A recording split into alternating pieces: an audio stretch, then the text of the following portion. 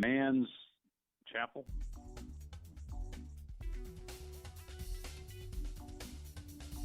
Good evening, sports fans, and welcome to the All Balls Sports Show. Brought to you in part by True Love's Pizza and Grits at 1144 Riverside Drive. A discussion of any and all sports, local, regional, and national. And now, here are your hosts, Dan James, Eddie Bobo, Ty Cobb, and the coach, Vance Ballou. And thank you very much, Bill Jones, and welcome into the All the Ball Sports Show for this Tuesday evening. What is today? Today, the 14th day of April? Try the 18th. 18th. Well, okay, thank you very much. 18th day of April. And welcome back, Dan. Thank you. Thank you, TJ. Love you too, brother. Don't worry about it. We can tell who doesn't have a schedule. Who doesn't have a schedule? You. Well, it's like that when you're... He's retired. Yeah. He's retired. So. Thank you, Ty. I appreciate it very much. Yeah. Hey, we got Tony Massey, city manager, who's in tonight, and we got our special guest on the phone too, which is Bob Kesling from the University of Tennessee, who is the director of broadcasting / play-by-play. Bob, glad to have you in on the show tonight. Always good to talk to you, Dan. Good to be with you guys tonight. So anyway, what have you guys been up to? I know you've got the orange and white game coming up on Saturday. So what do things look like for the fall on the Hill? Well, I guess the big story of the spring has been the quarterback race, and nobody ever thought that Coach Jones was going to name a starter before they got done with spring practice. But everybody's really had a close eye on the race there to see who's going to get a leg up and be maybe to have a bit of an advantage going into fall camp.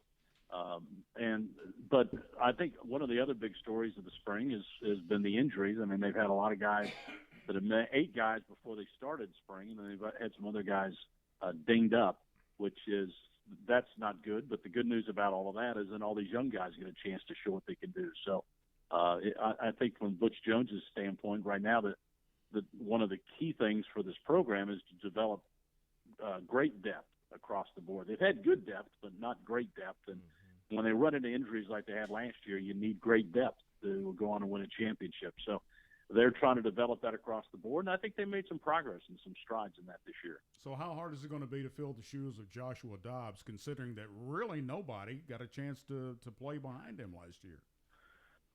Well, if you look at his stats, his career stats, I mean, the only guy that accomplished from throwing passes and rushing for touchdowns that had done what he has done are guys like Dak Prescott, Tim Tebow, and Johnny Manziel. So he's in very, very good company. One of 4 quarterbacks to rack up those lofty goals.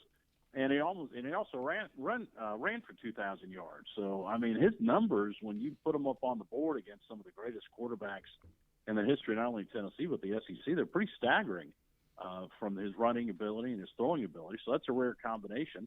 And I think Josh Dobbs might surprise some folks on where he's going to go in the NFL draft, because a lot of people think he kind of reminds them of Dak Prescott, who really surprised everybody and did including Tony Romo. Cowboys. Yeah, absolutely. Yeah, no question. Tony who? So, yeah. But then again, Prescott got in a good situation and took advantage of his good situation. So now what Josh Dobbs is trying to do is be drafted by a good team that kind of values what he can bring. Now, I don't think anybody thinks he's going to run the ball in the NFL like he did in college, but there's obviously a room for Josh, because you got to count for him, and the NFL defenses running quarterbacks drive them crazy. So I think if Josh can get it with the right team, I think he's going to have a long NFL career. Might not be starting all the time, but I think he'll play for a long time. Right. Yeah, I agree with that. I would love to see him come to the Tennessee Titans myself, but he's definitely been talked about. I think they've already got a quarterback they like for a long time. So they do. I don't know they if can keep him healthy. Who, by the way, showed up this morning for practice at 6:07. Wow. Before anybody got there. Just That's saying. what you want. Just saying. Yeah, that's what you want from a quarterback. That's it. Let's shift gears here for just a second, Bob. We're going to talk about. We're going to come right back to you here in just a minute. But we've got T.J. Brown in with the Dylan Rebeor Golf Championship tournament coming up on April 29th. I'm having a difficult time with dates. You're still lost, Dan. Well, thank you very much. I appreciate it. But that's coming up on the 29th. And how are we doing as far as teams go? Doing real good. We've got 22 teams so far. Cool. And I was kind of racking my brain today,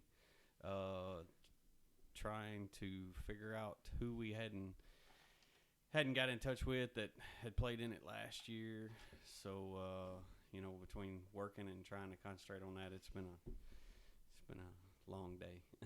But it's $300 for it is $300 a team, 4-man team. It doesn't necessarily have to be a 4-man team.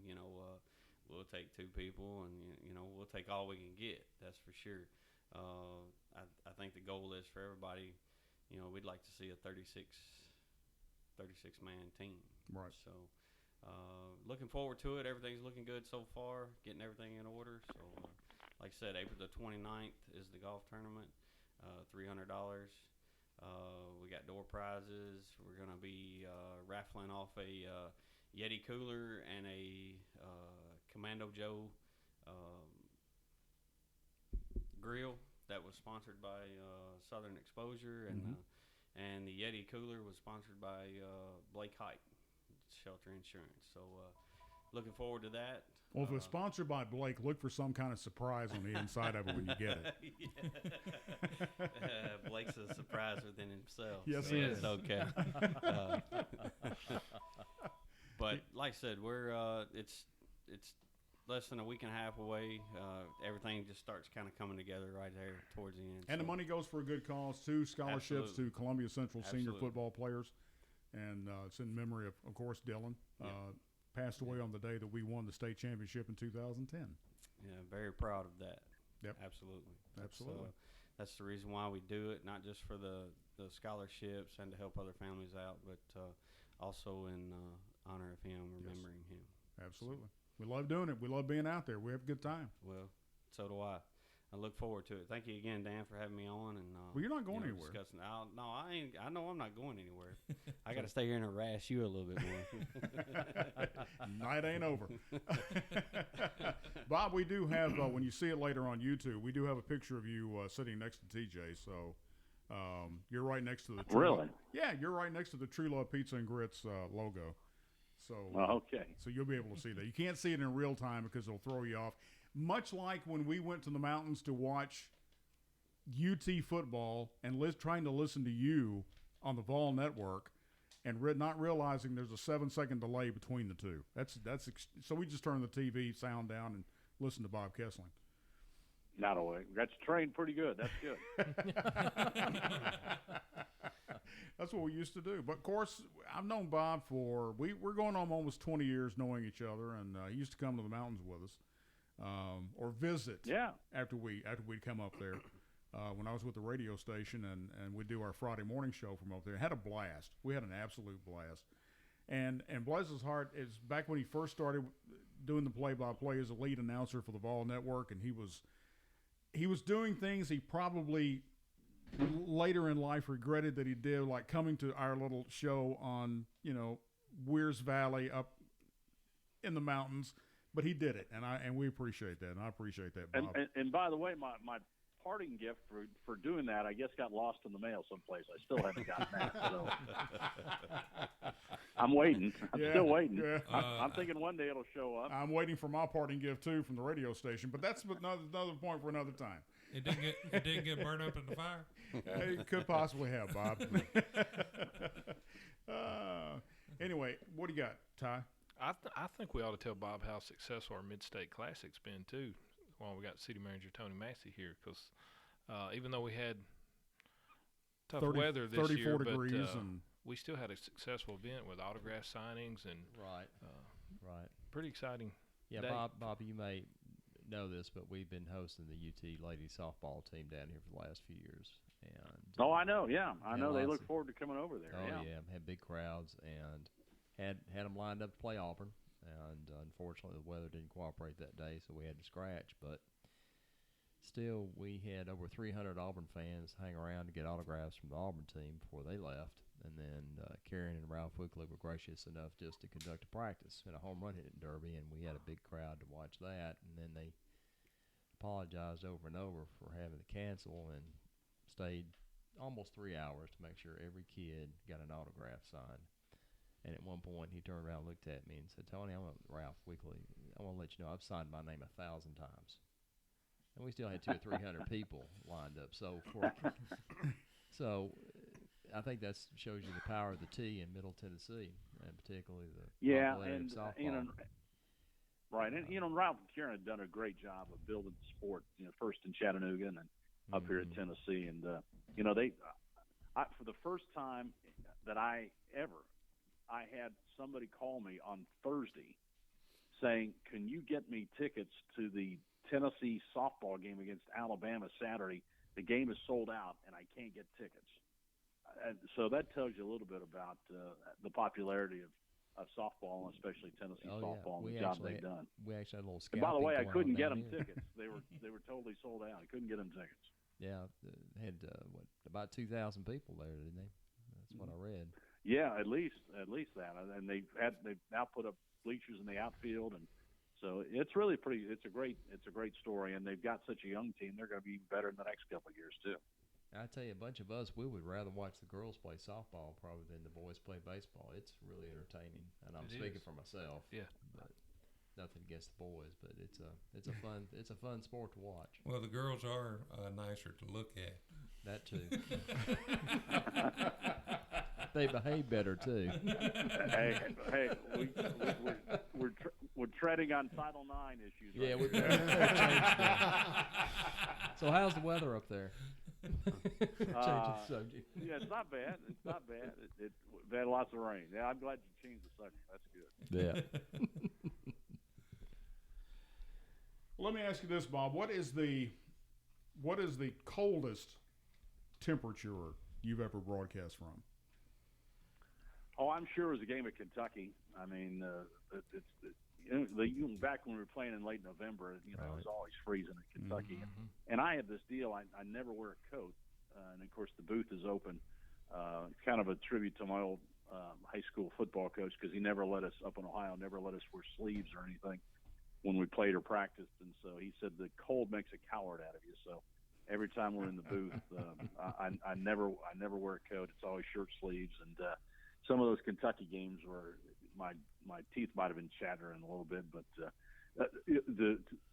expound on that a little bit, back when I was doing Jefferson Pilot games on television for the SEC, my partner was Dave Rowe, who was former Oakland Raider, and he used to carry these bubblegum cards around with him with his hair down to his shoulders and this big scowl on his face, and now he's a big old teddy bear, but so he's doing the games with us. And so anyway, Dave's just a lot of fun. And so we're doing a game at Arkansas, and it's cold. It's Arkansas and Auburn, and it's November, and it's spitting snow, and the wind's coming whipping through the Ozarks. And we're on top of the press box. Before they redid the stadium, and we're in this little Quonset hut on top of the press box. And there's nothing to break the wind, and it is cold.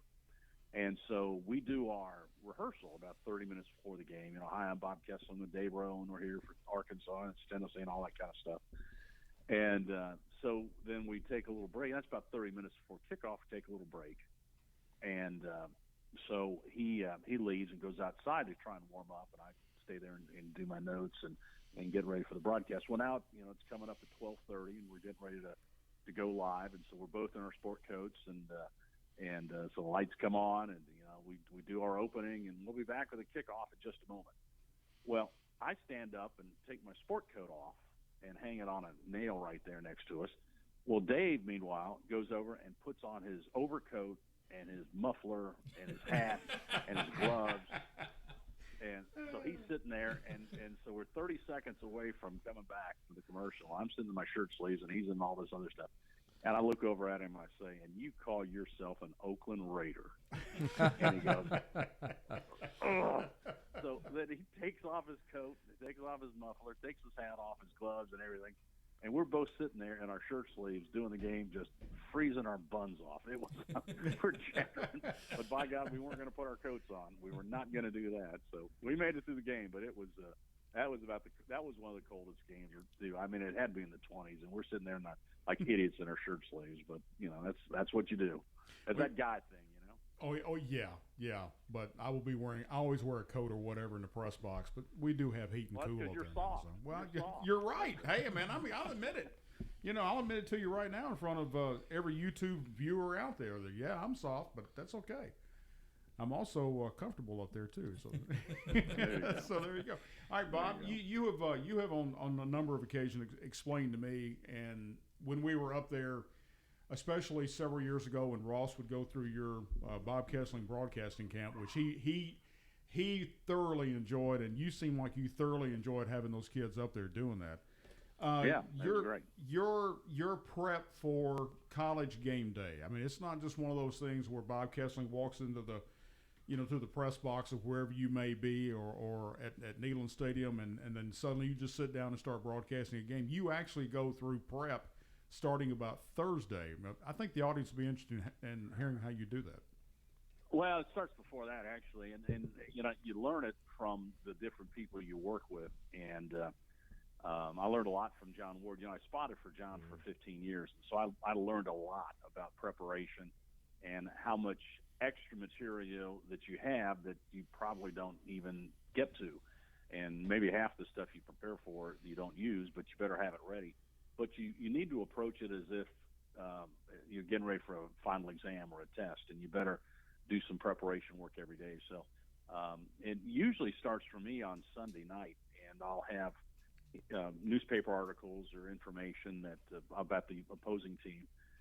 Then on Monday, I spent most of the day putting together my spot charts and getting my stats for both teams. And, of course, we have press conferences on Monday.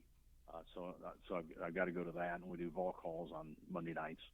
And then on Tuesday, I'll usually spend on the Tennessee team, just going through game notes, going through all that stuff. Wednesday, I spend on the visitors, and then Tim Priest and I go to practice, and then we watch film first. We go watch video of the opposing team and take our notes, and then we go out to practice, and then we get to talk to the coordinators after practice to kind of make sure that what we saw on film is what they're working on and those type things. And then Thursday's kind of a brush-up day. Friday I have my meeting with Coach Jones and go over final prep, and then Friday afternoon I kind of take the afternoon off to relax because it's like you're getting ready for a final exam, so you're not cramming. Hopefully if you got your preparation done by Friday afternoon, then by the time Saturday gets around, you're ready. So, but you got to do something every single day to really be ready. And now one of the blessings is that you have the internet, but the curse is that you have the internet because the fans are out there. That's all they do all day is stay on social media. And so if some guy wears different socks, you better know that when the broadcast comes around. Or if one guy, wears special underwear or something, all this crazy stuff out there. You better know that because the people that are listening to the game and following the team, they know it. So you have to spend a lot more time than you used to have to do on the social media aspect of it and what's trending and all that kind of stuff. So.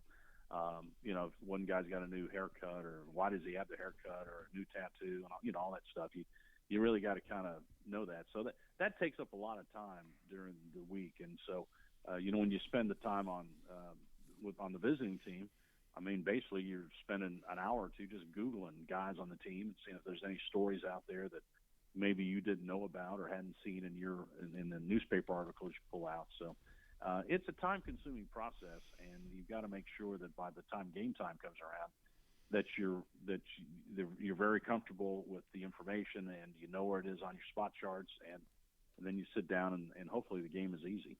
Because you guys do it so well, I don't think that people realize that.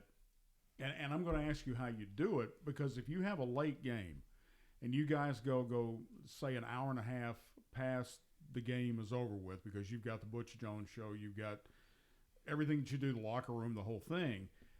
Then when and where, if it's a late game and ends after like 12 o'clock or 1 o'clock in the morning, do you guys find the time to be able to get the Butch Jones show recorded for the next morning? Well, we go live at 9 a.m. On Sunday mornings. The show's live. Oh, okay. It's live to tape. It's live to tape. And now sometimes if it depends on Coach Jones's schedule. Sometimes he might request, because he might have something going Sunday morning, and if it's a road game, then we might just tape some wraps at the visiting stadium. But I'd say 9 times or 10 times a year, it's live on Sunday morning at 9 a.m. Eastern time. So, it makes for a short night. I remember we played at California several years ago, and late game at California, played a night game, and we flew back all night, and we landed at McGee Tyson at 7:30 in the morning. Wow. Now, the show's at 9. And so I'm about 15 minutes from the airport, so I came here and I took a quick shower, and I got down to the TV studio about 20 minutes of 9, and at 9 o'clock we go live. So that's hit the red button, let's go. Now is that the TV studio at University of Tennessee, or is that with one of the local stations there in town? Yeah, that would be the UT. Well, now of course we have the brand new studio, the Ray and Lucy Hand studio, which is in the football complex. So we do them there now. But I remember one time there was the only time that Coach has not made it to the television show was when Coach Fulmer was doing it. And I can't remember what year it was, but anyway, his routine was that about 7 o'clock in the morning, he'd wake up and he'd go out, and he has a beautiful home out in Maryville, but he has a little stream that runs through the property, and he has it stocked with fish, trout and stuff like this. So he goes out there and he feeds the fish, and one of the reasons he feeds the fish is because they don't talk back to him. They don't care about what he says. And so he can go out there and kind of vent his frustrations and stuff like that, and talk to the fish and yell and scream a little bit. And so then he stays out there till about 8 o'clock, walking around the property, and then he gets a cup of coffee and just looks at the newspaper for the last time about 8:15. He kisses his wife Vicky goodbye, and then he gets in the car and he drives to UT, and he arrives at UT around maybe 20 minutes of 9. Sits in his car for the last 5 minutes. Comes in the studio at 8:45. We go over the notes, and at 9 o'clock we start. Well, so this one particular time, it's 8:30 in the morning, and there's no Phillip in the parking lot. It's 8:40, and there's no Phillip, and it's 8:45, and he's still not there. So we know something's wrong. So we try and call this house, and the phone is busy. So he's not answering the phone, and now so suddenly we thought, well, something's happened. There's a problem. Something's going on because Phillip's always here. And so what it turns out is that when Phillip was kissing his wife, Vicky, goodbye, she goes, "What are you doing?" And he says, "Well, I'm getting ready to go do the TV show." "Well, no, you have an extra hour. This is the hour that, you turn the clocks back." "Oh," and Phillip says, "Well, that's great." Well, the problem was it wasn't the weekend they turned the clocks. So Phillip goes back out. Phillip goes back out, and he's out there feeding the fish again for the second time, and he's reading the comics and this kind of stuff and just relaxing. And so he's getting ready to walk through the kitchen there, and all of a sudden he hears when he thinks it's 8 o'clock, it's actually 9 o'clock, and so they happen to have Channel 10 on, and he hears the opening to the Phillip Fulmer show while he's standing in his kitchen. And so he goes, "Uh-oh." And so he gets in his car, and he's going about 100 miles an hour down Alcoa Highway. Plus, now we've got 2 cops from UT going down the other way 100 miles an hour because they're trying to get to Alcoa to see what's wrong with Phillip. Well, meanwhile, here I am. I mean, it's live, 9 o'clock. So here we go. And so I'm sitting there in the welcome to the Phillip Fulmer show, and they keep telling me in my ear there's no Fulmer, no Fulmer. So finally, I get through the first half of the game, and I'm just doing the play-by-play and talking about what's going on. So at 9:30, here comes Phillip walking through the door, out of breath, putting his tie on, and he sits down and he says, "Well, Vicky told me this is the weekend they turn the clocks back, but it's really not. So I need to tell everybody why I'm late. That Vicky told me to turn. I said, yeah, Coach, that's a really good plan, right? Yeah, let's throw Vicky under the bus. Yes, let's go ahead and do that. She'll change the locks on the house, and you'll be in really good shape. Just bite the bullet. And I said, and by the way, the Bob Kesling hour is going pretty good. He said there'll be no more Bob Kesling hours. So he's the only coach that ever missed it. But he only missed half of the show, so that's pretty good. Oh, that's funny. Let me ask you this: you being the consummate professional that you are, when you go through a coaching change, is it a roller coaster for you, just as it is for, let's say, Billy Bob from Maryville, who's really upset by the fact that coach has been changed, or is it basically the same thing for you, but just a different personality? Well, obviously you get to know the coaches and you get to see them. I mean, you get to see them when they're pretty raw after a win or a loss. I mean, you see one side of them when they win, you see that joy and jubilation, but you see just the agony that they go through when they lose games. Because I don't care, what level you coach at. When you lose a game, it's just you sit there second guessing yourself, and it rips your guts out, and it's just really hard. And the other thing you see, it's really hard on the families. I mean, it's really hard on the kids and the wives, and because they're looking for stability, and the coaches they understand the business, and they understand this is why I got into it, and this is what you do. But the wives and the kids don't understand any of that, and so that's what's really hard about it. But there's also, you've got to keep kind of a professionalism a little bit, and you got to kind of keep a distance between the coaches, and because of that fact, and you want to be objective a little bit, but you're still friends with them. I mean, Philip and I are still good friends, and Bruce Pearl and all those guys, because you feel like you kind of go to battle with them a little bit. So you hate to see it, but the thing is, and they know it, and I think and being in athletics, it. It's part of the game. And so you turn the page and you get the next coach in, and you try and support that coach as well as you can, and you move forward. So it's when you get emotionally tied to coaches, like everybody did with Philip Fulmer, it was awfully difficult. But that's part of the game, and the coaches know it, and you know it, and so you just do the best you can with it. But it's still not easy, and it's never fun, and you just hope that I remember when you look at Tennessee basketball, I don't know if there's any other schools that have parted ways with the coaches, for 4 coaches after they went to the NCAA tournament. I mean, you look at Don DeVoe, he goes to the NCAA tournament, gets fired on the Monday after that. Bruce Pearl got fired after going. Conzo Martin leaves after going. Jerry Green, for gosh sakes, went to the NCAA tournament and got fired the Monday after the tournament. So those kind of things kind of blindside you a little bit. And but it's the coaches know what they're getting in for, and that's why they're paid a lot of money, because they have to put up with all of this. And families don't, the wives and the kids don't, but the coaches do. And so you just turn the page and keep pushing forward and hope you win the next game. Yeah, it's tough. Back in the day, coaches were given 5-6 years to prove themselves. Now, after year 3, you're out the door if you're not winning a championship or knocking on the door for one. I think Frank Beamer's first 6 or 7 years at Virginia Tech, I think he had a losing record back in the late 80s, early 90s, for example. Go back and look at Woody Hayes' first 5 or 6 years at Ohio State. Mm-hmm. I mean, they were dreadful, but they hung with them, and it paid dividends. But the patience level now of coaches is in the fan base. I mean, you're being paid $4 or $5 million. Well, how come you're not winning? And they understand that. Nobody likes it, but the reason they're getting paid that much money because they're expected to win, and the coaches know it. And when they don't win, they kind of know it's kind of the chopping block, and they understand that. Well, with that said, Bob, do you feel that Bush Jones is feeling the pressure this year?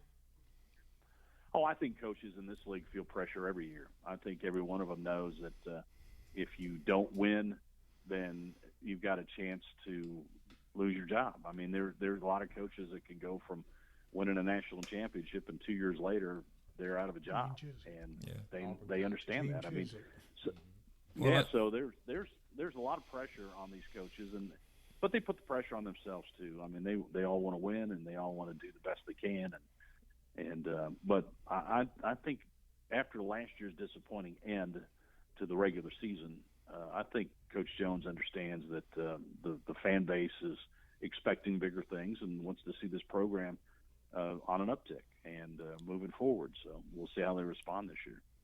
Yeah, that's the thing. UT fan base is pretty fickle. I mean, I'm a diehard UT fan, probably one of the biggest it's in this county, and 8-4.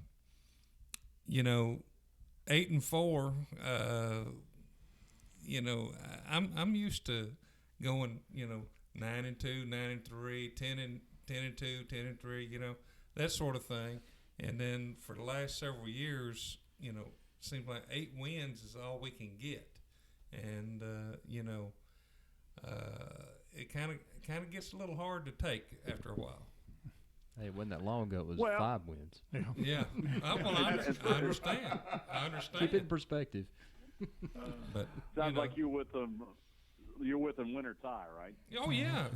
I'm there. I mean, my blood bleeds orange. I mean, they're my boys if we don't ever win a game. I mean, it's just the way I am. But I kind of got spoiled there, and then I'll admit it.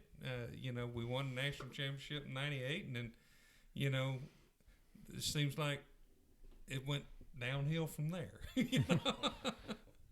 But well, it's tough. I mean, the programs go in cycles, and I think if you look at any program down through the years, they all take these dips. But the ones that have great resources, great fans, great passion, those are the ones that bounce back. And Tennessee it's taken a little longer than people had wanted, but you still got to think that Tennessee is on the verge of bouncing back. And I mean, the key is recruiting. And if you've got good recruits and you've got talent, eventually the ball's going to bounce your way. And I think the biggest thing that Butch Jones and his staff have to do now is make sure that they have enough quality talent and depth.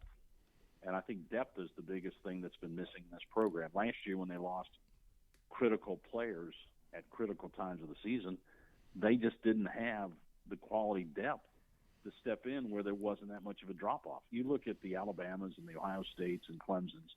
When they lose a linebacker, well, the next guy they put in there is good or better than the guy they lost, or cornerbacks. Yeah, and I don't think Tennessee is to that status yet. I think they've got good players backing up, but I'm not sure they're as good or better than the ones that are starting. And until you get to that, I mean, Alabama and these schools, they just keep turning them out every year. You can't tell much difference between Alabama's defensive line last year than what they had 5 years ago. No, right. I mean, it looks the same. Well, we would be remiss if we don't make mention right now that we lost a longtime sidekick to John Ward, Bill Anderson, today. So if you want to expound on that a little bit for us, we'd love to hear your comments. Yeah, it was really a tough day, tough news this morning. Bill was just really one of the all-time greats, and he played in the first Super Bowl game with the Green Bay Packers. He came out of Tennessee in '57. He was the captain of the '57 team. Was drafted by the Washington Redskins. Went to the NFL and played there a couple of years, and decided he was going to come back in '64 and get into coaching with Doug Dickey. And then Vince Lombardi called him and said, "Hey, we're looking for an end. Can you come and fill in?" And so he went to Green Bay and played for Lombardi for a couple of years. And how do you say no to Lombardi? I mean, really? No, you don't. You don't. He said it was one of the most remarkable experiences of his life. And, wow. And you got to believe that. And so then when his football career was over, then he did come back and he coached at Tennessee for a year. And then decided to get into broadcasting and insurance. He had a really successful insurance company here in town. And then he hooked up with John in '68 and started doing the games. And they had a great. I'm sure when you look back at it, I can't imagine there were many broadcast teams in college football that were together for 31 years. I mean, it's just hard to imagine. And they never had a different partner. I mean, that the first game they did was in '68, the Georgia game, the first game on artificial turf. And then they stayed together for 31 years and went out with a national championship. So Bill was funny. I mean, he was not a radio guy. He was a football guy, and he had great knowledge and great feel for the game. And it was really interesting to listen to him, how he would break down games during the broadcast and everything, and, dissect defenses and talk about what Tennessee needed to do on offense and all those type deals. But he didn't know anything about broadcasting. And so there used to be, and Dan, you probably remember this, back in the 70s and late 60s, when you would set up a radio network, is basically on phone lines across the state. And you go from one station to the other station, and so you'd be connected up that way. There's no satellite, there's none of that, but you basically connected all through telephone lines and dial-ups and things like that. And so WIVK here in Knoxville was the flagship station, and so they always had a radio guy from the telephone company that would be there, and he would be the guy that would navigate, connecting all these stations across the state and getting them all put together. And so when the broadcast was over, then the engineer at the stadium, or John Ward or whatever, who was ever on the mic at that time, when the broadcast was over, then somebody would get down the line and say, "Good night, Telco," and that would be your sign to cut the broadcast, and the phone company would cut the lines, and you're done. So we're doing a game one time, and so John's in the booth and Bill's there, and we're about 10 minutes before airtime, and this before we had all these elaborate pregame shows and everything like this. I think the pregame was only like 15 minutes, and so they're getting the engineers getting John and Bill to test their mics, and so they go, "Okay, John, let's test. Can you say something?" Yes. Wolf, test, money order, test. Doing that stuff. And then they go to Bill. They said, "Bill, would you please test your mic?" And Bill goes, "Good night, Telco." Oh no! Oh no! He had no idea what he was saying, but he cut every line on the network 5 minutes before the broadcast. We got no network, and so anyway, Ward's scrambling. He's looking around. Oh my God!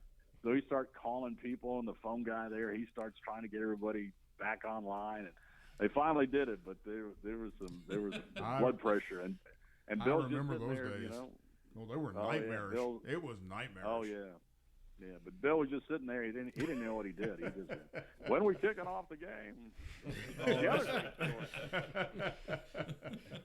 The other great story about Anderson and I heard him tell the story maybe 30 times, and I would still laugh every time. He was trying to make the Washington Redskins as a rookie. And so they have an last exhibition game, and he's struggling like heck to make the team. He's not sure he's going to make it. So they're playing the Chicago Bears. And so he comes out, they put him in the game, and he goes to end, and he's lined up against Doug Atkins, maybe the greatest defensive end in the history of the NFL, from Humboldt, Tennessee. And, of course, he went to the University of Tennessee. He was a college Hall of Famer at Tennessee. And so Anderson looks at Atkins, and he says, "Hey, Doug, said, don't hurt me. I'm trying to make this team." He said, "I'll take care of it. You're from Tennessee, so this will be good." So anyway, they start the game, and so Anderson comes across the line, and Atkins picks him up like a rag doll, just starts shaking him and everything, but never gets to the quarterback. And Atkins goes, "Well, how was that, honey? Was that okay?" Said, "Oh yeah, that was fine." And so they did it. They do a couple more plays, and Atkins would pick him up and shake him around. Well, so then they put in the other guy that Anderson is competing with. Well, Atkins he'd just bowl him over and go back and sack the quarterback. He'd just run right over the top of him.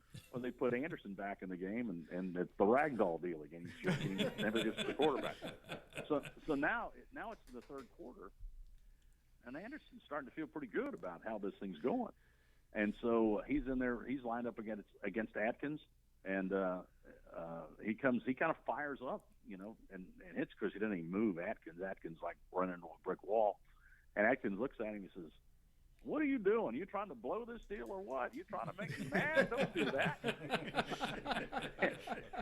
And Anderson goes, I'm sorry, Mr. Atkins, I'll never do that again. And so then they put the film on the next day at the Redskins training camp, and the coach was just, look at Anderson. He's handling Atkins. You can't block him. Look at him. He runs right over the top of you. And then the guy goes, Anderson, you and Atkins had a fix on. And so that guy got cut, and Bill Anderson made the Redskins because of Doug Atkins. Oh, that's funny. That's great. That is great. Now you had a long storied career with the infamous Pat Summitt, and what a lovely lady, what a lovely lady she was. You called 6 of her NCAA championship victories, and give us some insight on Pat. She just seemed like she was a sweetheart. Well, she was a sweetheart unless she gave you that stare. If you got the stare, which all of us got at one point or another, that wasn't a lot of fun. But even you got that stare? Oh my goodness, yes, I got the stare. Pat was, I met Pat, I guess back, I was working at WIVK right at the time, radio, and nobody was doing the Lady Ball games, and so I got hooked up doing the games because really nobody else wanted to do them, and R.B. Summitt was the president of Sevier County Bank. That was Pat's husband. And so he decided that he wanted the games on radio, so he was the main sponsor, Sevier County Bank. And so we got him on WKGN and a couple of other stations, WSEV, up in Sevierville. So anyway, I'm on a radio station that I'm not even working for, and but we're doing the games. And but she was the same back in those days. I mean, when I first started doing the Lady Balls, I was making $15 a game. And I had to take gas money out of that. We played on the road and played at Georgia or something like that, I'd lose money doing the games. But I viewed it as college basketball. I didn't view it as it's women's basketball. It's college basketball. It's University of Tennessee basketball. Right. And that's kind of how I viewed it. And as it turned out, it was a great run because I traveled all over the country with them. And they were playing for championships every year, and got to meet some great young ladies, and it was really really a special time. But Pat was the same from the first day I met her until I think the day she died. She never changed her principles. She never changed what she felt was right. She never changed the fact that there was one way to do it, and there was no compromise. There was no gray area with Pat. It was, she was an old farm girl from Henrietta, so her philosophy was, well, did you milk the cow or didn't you? Did you bale the hay or didn't you? And did you rebound or didn't you? Did you shoot 100 free throws or didn't you? I mean, that's kind of the way she was. I mean, there was no wiggle room at all for her, and because she recruited so well, that she always had another Kodak All-American sitting down on the end of the bench in case you didn't want to do what she wanted you to do. So she wasn't afraid to bench you if you didn't do what you're supposed to do. I think the most remarkable thing about her is the fact that every player that completed their eligibility got a degree, and that right. trend's still going in Tennessee. So that speaks volumes for Pat Summitt. Now, she did get a lot of support from the University of Tennessee, and the university, you go back to Bob Woodruff and even Doug Dickey, they understood the fact that Pat was special, and they invested in women's athletics. And there were a lot of schools at that time that weren't doing it. I mean, it was just, okay, we got to do this because of Title IX, but okay, there's your court, there's some basketballs, go have fun.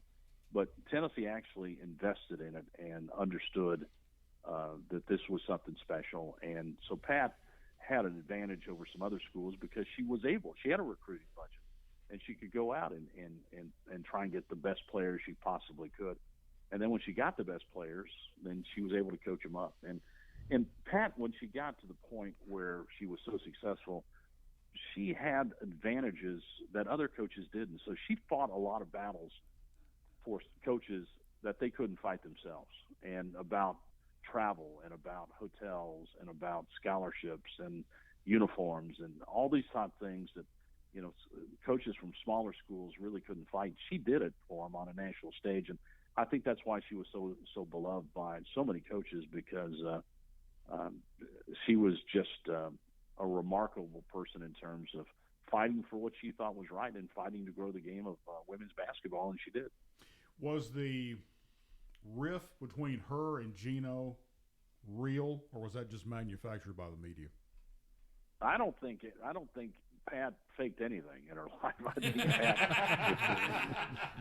I think Pat pretty much told you. She pretty much told you what she thought about things. So I think she had legitimate concerns about Gino and some of the things he was doing.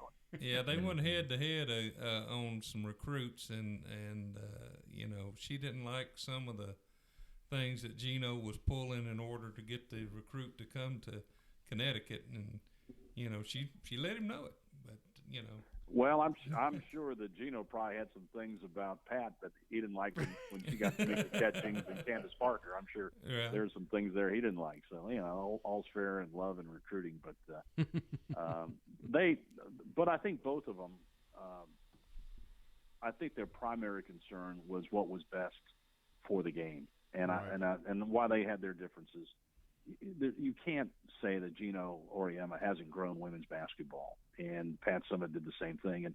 But Gino could not have done what he's doing at Connecticut without Pat Summitt blazing the trail. And when Pat, I think the fact that Gino came to her ceremony at Thompson Bowling Arena speaks volumes about what he knows is right and what Pat did to help the game. So I think that speaks a lot for Gino, understanding Pat Summitt's place in college basketball history. Gino's going to have more championships and probably win more games eventually and all those type things.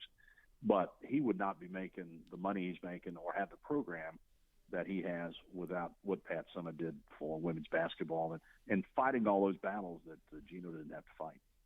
And on top of that too, them fighting each other's battles, they also ended up with a great deal of mutual respect for each other.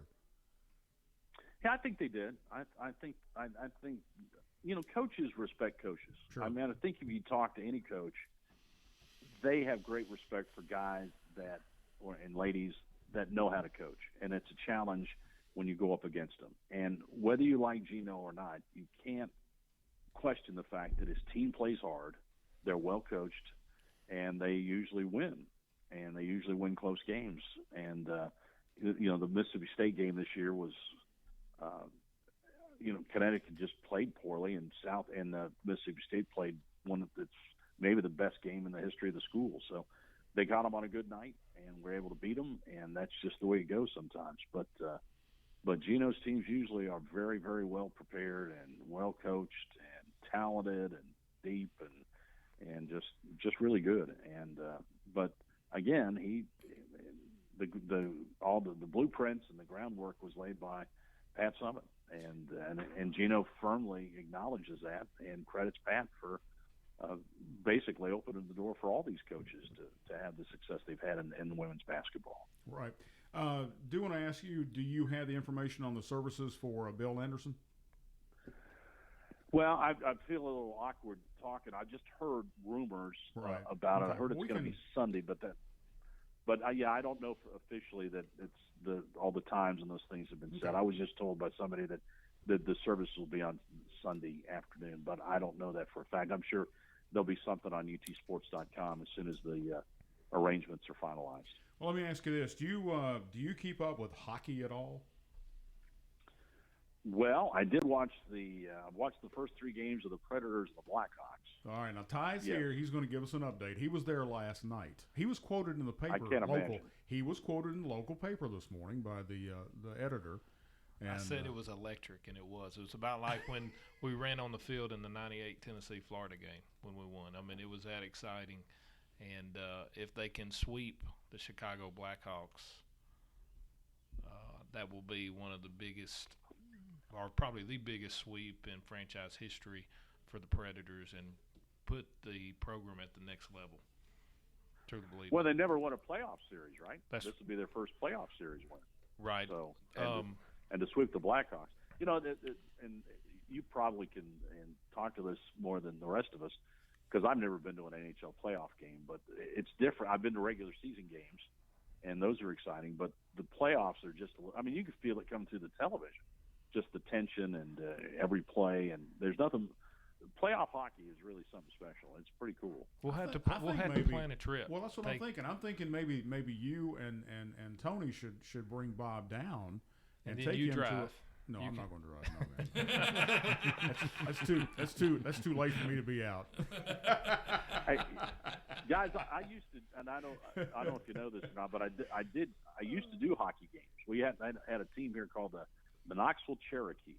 Mm-hmm. And so I did certain games. Now, you had to work around basketball and all those other things. And so we didn't do all the games, but we did primarily home games, but probably did 20 games a year for a couple of years.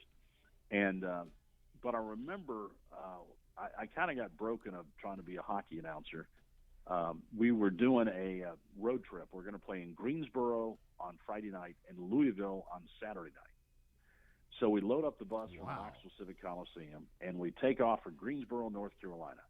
We stop at a McDonald's about halfway over there to have lunch. Really great pregame meal for the hockey players, and nutritional and all that stuff. And so we get to the Greensboro Coliseum about 4:00. Okay, and so they get laced up and they get taped up and they get ready to play. And I set up the radio gear and we go there to the Coliseum and do the game. And so the game is over. So I'm making my way out to the bus because I'm afraid they're going to leave me. And so I pack up my stuff as quick as I can. And so I get out to the bus, and because these guys, we're going to Louisville, so they're going to go quick. So I get to the bus, and I get ready to get on, and Bill Nyrop, who was the head coach, he said, "Hey, Bob, they said they've got a special room here, a separate office at the Coliseum where they run off the stats." I said, "Do you know where that office is?" I said, "Well, yeah, it's back over there." He said, "Could you do me a favor? Could you go over there and get me about 25 copies of the stats?" Oh boy. I said, "Well, sure." So I go to the office and I get 25, waiting for the stats, and of course the copy machine doesn't work, and then they're out of paper, and the toner not the right toner, and all. So I'm sitting there and twiddling my thumbs. So finally they get it to work, and they run off 25 copies of the stats. So I take them, have them under my arm, and then I get my radio gear, and I'm waddling out toward the bus, and the bus is gone. Nowhere to be seen. It's gone. And so there I am. It's now it's like 11 o'clock in Greensboro by the Coliseum. No cell phone. Coliseum now is locked up. I'm sitting on the side of the road on the curb, sitting on my radio case, thinking I got to be in Louisville tomorrow night. What am I going to do? I got to get a rental car. I got to do something. I don't know what the heck I'm going to do. And so I'm sitting there about on the verge of tears, and I've been there for like 30 minutes trying to ponder, trying to make sure I don't get mugged or anything, trying just to figure out what I'm going to do. Well, here and suddenly here comes the bus back. The bus comes pulling up, and I'm thinking, I'm saved. That's great. So they open the door for me, and I get on the bus, and it's not, "Dear, gosh, Bob, we're so sorry we left you, and we didn't mean to do that." It was, "Where are the stats? You're supposed to get a stat. Where are the stats?" That's the only reason they came back. So now to go from Greensboro to Louisville, you can't go straight on I-40. Go over the mountains. You got to go back I-40, go all the way back to Knoxville, and go back up 75. So now we're traveling all night from Greensboro. It's like 6 in the morning, and we go past the I-75 exit there in Knoxville, and we go west, and we go out to Sutter's Mill apartment complex. That's where the team stays. So we pull up in the parking lot, and suddenly, when we pull in, I see this guy standing there with a hockey stick and a bag. It turns out that's our new defenseman. And so now this other guy on the bus, one of our defensemen, gets off. He's been cut somewhere between Greensboro and Knoxville. So he's cut. Our new defenseman gets on the bus, and we head up to Louisville.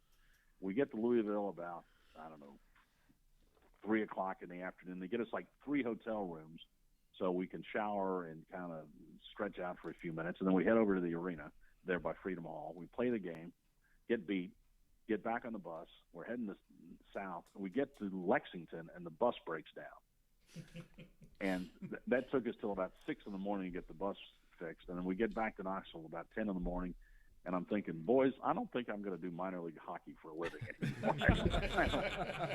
I don't think this is going to work. I think I can find something else a little more entertaining than this. So. But I got a good taste of it. I loved it. for kicks and giggles, I want you to kind of close your eyes and go back several years when you had the Bob Kesling Broadcasting Camp. We're doing this for Ty Cobb's benefit, so he can kind of stab Ross underneath the, in the ribs every now and then. Any funny stories that you remember from those days when Ross was attending your broadcasting camps? I've tried to forget most of those. No, I tell you what, I'm not sure there are any funny stories, but it was, unfortunately we had to end the camp because there's several reasons we had to do it. None that I really liked, but we did. It was fun to see a bunch of these young kids come in there and that were just starstruck, and we've got a whole list of kids that have come on and have really gone on to do big things in broadcasting, and I won't go down the whole list, but it was just so much fun to see them to come in there to get kind of wide-eyed, because we would bring in Tim Brando and we'd bring in Bob Rathman from the Hawks, and we'd bring in all these different guys to Larry Connolly and we bring them in there and their eyes get wide open. But they got a really good taste of what it was like to broadcast and actually do games but so it was a lot of fun to see those guys, and Ross was one of the guys just eating up with it. And that's what you really like to see. You like to see the kids that really loved it, loved doing it, loved every aspect of it, and those are the guys that flourished and stayed with it. So it was a lot of fun. You take those kids out to the ballpark and let them do play-by-play. Yeah, we did that. We took it. There was a Tennessee-Kentucky All-Star football game down in Chattanooga back in those days too. We'd cart them all up, take them down to Chattanooga. They'd call football, and we gave them rosters, and we did everything. We did Sports Center cut-ins. We did all kinds of stuff, and just gave them a taste of what it was really like. And because a lot of these places they just lecture. This is how you do it. But we wanted to give them hands-on experience, and I think they got a lot out of it. I know we enjoyed it. I hope they did. I remember his mom was very concerned the first night that he was up there that he was going to be fed correctly and he was going to stay where he was supposed to. And then he called home and said, "It's great. I'm eating where the football players are eating. I get anything I want." Oh yeah. So after that, he went for 2 years and he absolutely loved it. Yeah, and we had a lot of kids that came back for numerous years too. So.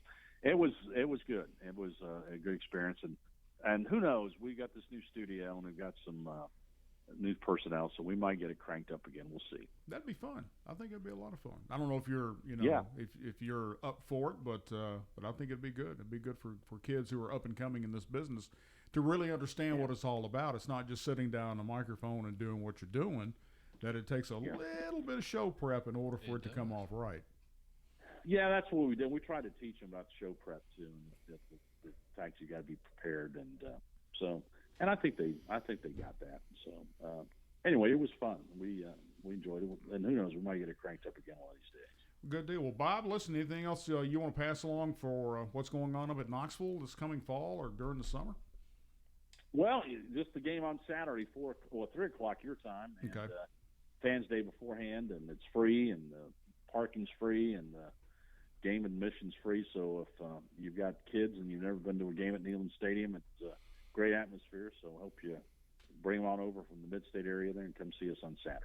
All right. You got a lot of big supporters over here and a lot of guys that listen to you every Saturday on the Ball Network. So well, I appreciate that. Go Big Orange. That.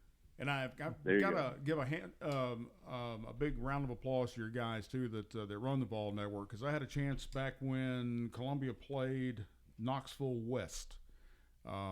Your engineer had contacted me to help give them a little hand down here, and those guys could not be any more professional than what they were. And John Wilkerson came down and did that game, and it was interesting to watch him do a game. He's very, very good and very talented at what he does too.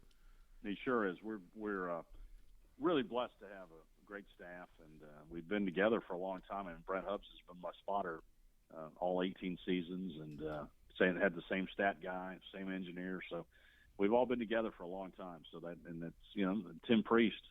I'm fortunate. I mean, Tim Priest and Bert Bertelkamp have both been with me for 18 years. So I'm very fortunate and in a good spot. And and just trying to follow in the footsteps of Lindsey Nelson. That's all I'm trying to do. There you go. Always remember Lindsey Nice. calling the Cotton Bowl, and you knew that life was good when you heard him come on doing the Cotton Bowl. That life was fine. Everything's all right. That's it. Lindsey also And the sports coach. Lindsey, of course, Lindsey lived here in Knoxville Right. When he got done, retired and everything, and I had a chance to befriend him, and that was really a lot of fun. He'd come over to Channel 10 every once in a while and do these Lindsey at Large deals. It's like Andy Rooney things that used to be on 60 Minutes. And he'd sit there and didn't talk about sports. He talked about everything other than sports. And he'd always come up to me and he'd go, Bob, just remember, if you have no talent, dress funny. And I said, well, Lindsey, you got we had one of our anchors. She was Edie Ellis, and she was from Chicago, and I always used to call it Illinois, and she goes, Bob, it's Illinois. No, it's Illinois. No, Illinois. It's Chicago, Illinois. So we go to Lindsey. Lindsey, you're a man about town. Can you possibly give us the correct pronunciation of the state that Chicago was in? And he goes, well, that's simple. That's Illinois. I said, okay, thanks, Lindsey. I'll do that. Well, on anyway, he was a lot of fun. That's funny. On that note, we got to shut the show down. And Bob, we appreciate it. We've had a fun hour. Okay, guys. Thank you. I All appreciate right, guys. Thanks. I being appreciate so it. Okay, being Dan. so gracious as to come on the show, and of course, hopefully we're going to come up your area this week at some point, but I don't know if we're going to be able to get by Knoxville, but we'll be in the area, just so we may call you. And is this the same parting gift I got the last time I was No, this is a different. This will be a different parting gift. My wife and I are right. coming up to the mountain, so we'll be up Okay, there. all right. I got you guys. All right, Okay, buddy. I'll see you guys. All right, buddy. Take Thank care. you. Bye bye. There we go, Bob Kesling. Good show. Good Yeah, show. He is a great guy. Little funny story. Back when John Ward left in '98, and he came on in '99. You don't want to be the guy who follows the guy, but he did a remarkable job in building his audience and building his radio stations and building the folks that stood behind Bob, and he's done a great work ever since then. So I'm proud and honored to call him my friend. So I've learned a lot from him. He's done a good job. He's done a real good job. Guys, thank y'all for coming in. TJ, Thank you, Dan. got the tournament coming up on April 29th. Still time to get your teams in. Absolutely. We'll take all we can get. Yeah. How many teams do we have now? Do we know? 22. Got Yeah. 22. 22. Have you got hole sponsors for every hole? We've got plenty of them. But we'll take all we can get of those as well. Okay. Well, Okay. cool. Very good. Cool. Chip, you got anything? No. Ty? Go Preds. Go Preds, go Vols. So was it really good last Let's night? sweep it. Oh, yes. Man. 3 rows up in behind the penalty box. Did you bring in the catfish? I didn't throw any out there. Let me tell you something funny before we go. We've got time. I looked up at the Jumbotron when Kruger was in the penalty box, and I saw myself, and I thought, I better not be hollering too much. I said, I at least need to keep my composure because I don't want to be on TV looking like a fool. So I calmed down and behaved myself. Well, let me ask you this: how'd you get penalty box tickets? I can't share everything. No, okay. All right. I'll just say this: when you and Bob want to go to a game, I'll hook you up. Oh, really? We're gonna sit in good seats. I promise you. All right, we'll take you up on that. Did you have your buddy Blake here sitting beside No, he you? didn't go with Yeah. me last night. I was gonna say, you could use him to, as far as the idiot thing goes.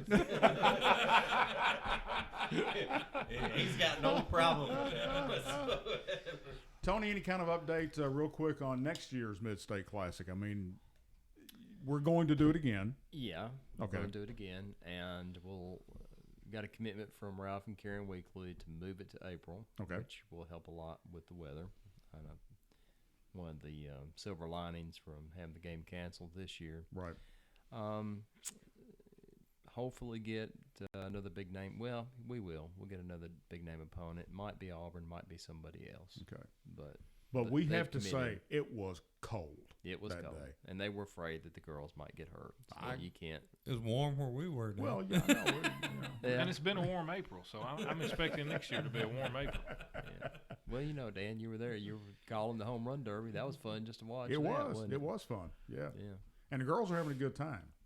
Yeah, they really enjoy. Matter of fact, Ralph told me that day. He said, I asked him, about how the girls feel about being Right. here. He said, "Oh, Tony, back in the summer, they asked me, are we going back to Columbia? Are we going back to Really? Columbia?" Yeah. Wow. Yeah. So you Yeah. can't. You And can't they- beat that. Well, And we they- do. We do and they have like- a saying. And they liked True Love's Pizza and Grits. Oh, yes, too. they did. They Yeah. love True Love's Pizza. Well, we're going to have some True Love's So- pizza and grit. We're going to have some True Love's pizza here, not grits, but pizza here shortly. As a matter of fact, it's probably ready over there right now, but you got to go get it.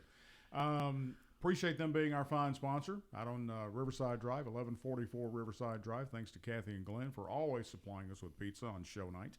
And we appreciate everybody tuning in for TJ Brown and for Ty Cobb and for Tony Massey and for Chip Matlock and Eddie Bobo.